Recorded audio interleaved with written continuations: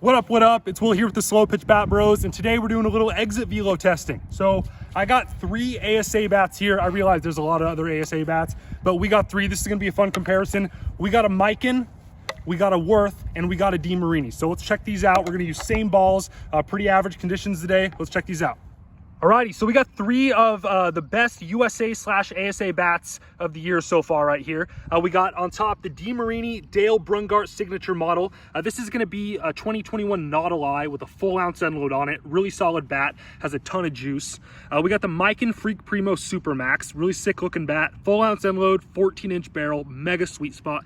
And then we got one of my personal favorites so far, the Mach 1. So these are a new model from Worth this year, but still pretty standard Worth style barrel. This is the Cobrajet XL 428 half ounce end load, 13.5-inch barrel.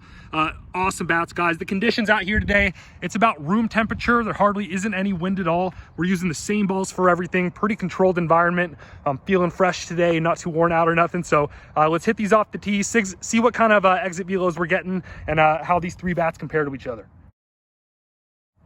All right, first we got the Mach 1 Cobrajet 428 from Worth.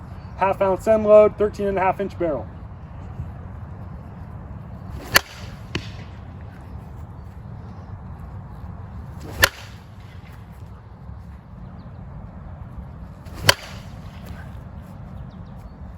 $94.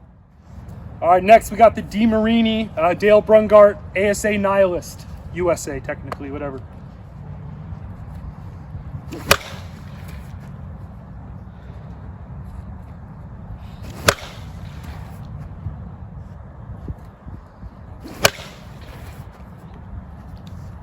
$96.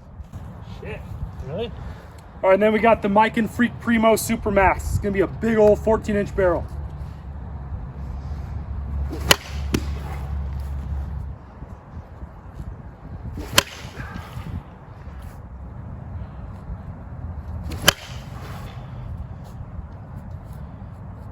$92. All right, guys, there you have it. So again, just like the U-Trip video, we have a pretty similar setup here. The DeMarini won in terms of exit velo, but I really want to emphasize there's a lot more to a bat's performance than pure exit velo right on the sweet spot.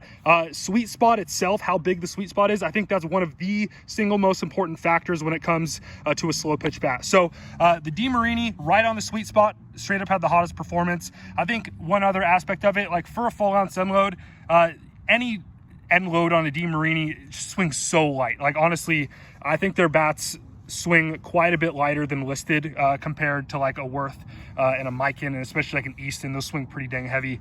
But okay, so this DeMarini is gonna have a pretty small sweet spot, but it's super hot right on that sweet spot. Really good for a power hitter. If you're looking for maximum distance, pretty much any DeMarini Nihilist Nautilus technology is going to be your best bet. But I mean, if you miss the sweet spot, you're going to get rung up a tiny bit. On the other hand, these Miken and Worth barrels, it's not going to be quite as hot right on the middle of the sweet spot, but that range is literally 2 to 3 times bigger. Like it's so hard to miss on these things. You can hit the ball here and you can hit the ball here and it almost feels the exact same.